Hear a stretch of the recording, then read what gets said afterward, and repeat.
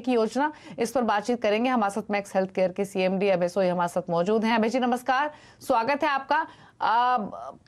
अब आगे का आउटलुक जो है वो बहुत इंपॉर्टेंट है। मुझे याद है जब आपके अर्निंग्स आए थे, अर्निंग्स पर आपने बातचीत की थी, तो एक सेंस ये जरूर दिया था कि ऑक्यूपेंसी डिसेंट है 75% के आसपास और कोविड पेशेंट्स ना के बराबर है। अब मैं एग्जिस्टिंग पहले तो सिचुएशन समझना चाहती हूँ, क्योंकि वापस से ओमिक्रॉन के कंसर्न्स बढ़ रहे हैं, केसेस भी बढ़ते हुए दिखे हैं।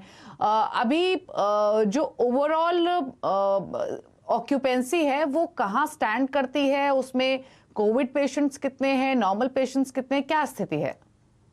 देखिए, जहां तक ओवरऑल ऑक्यूपेंसी का सवाल है, वो जो पिछले क्वार्टर में थी लगभग उतनी है ऑक्यूपेंसी। एंड जो नंबर ऑफ कोविड पेशेंट्स भी थे पिछले क्वार्टर में 1% के करीब रेवेन्यू कोविड से आए थे। इस क्वार्टर में वो शायद उससे भी कम होगा।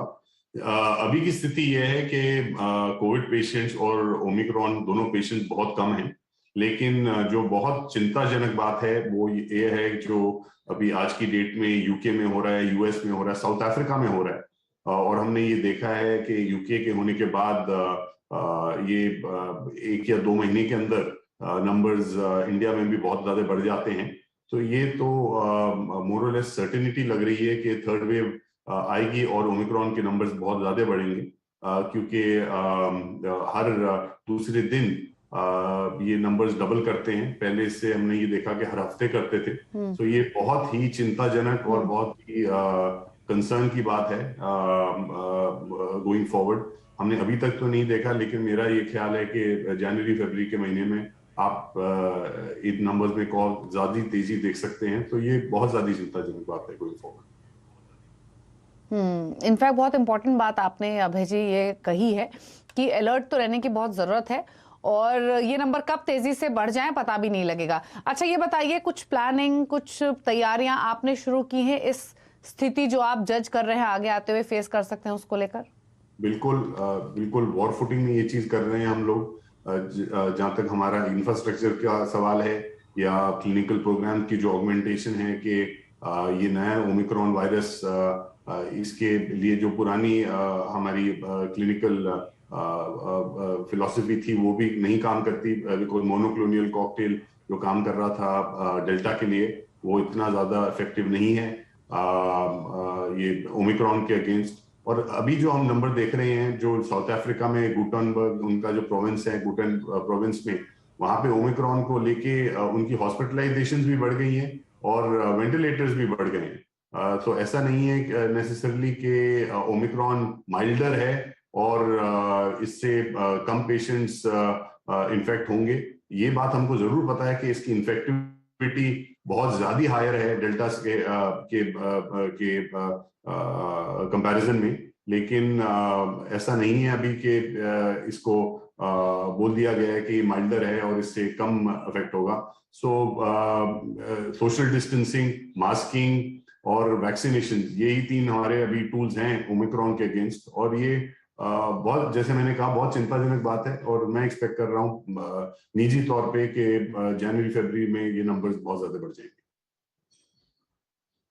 ठीक है, चलिए ये तो आपने एक बातचीत की इस वायरस को लेकर, स्थिति को लेकर, लेकिन अगर हम मैक्स हेल्थ की स्पेसिफिकली बात करें, आपने कहा कि पिछले क्वार्टर पे जो ऑक्यूपेंसी रेट था उतना ही फिलहाल है, यानी 75% के आसपास है क्या?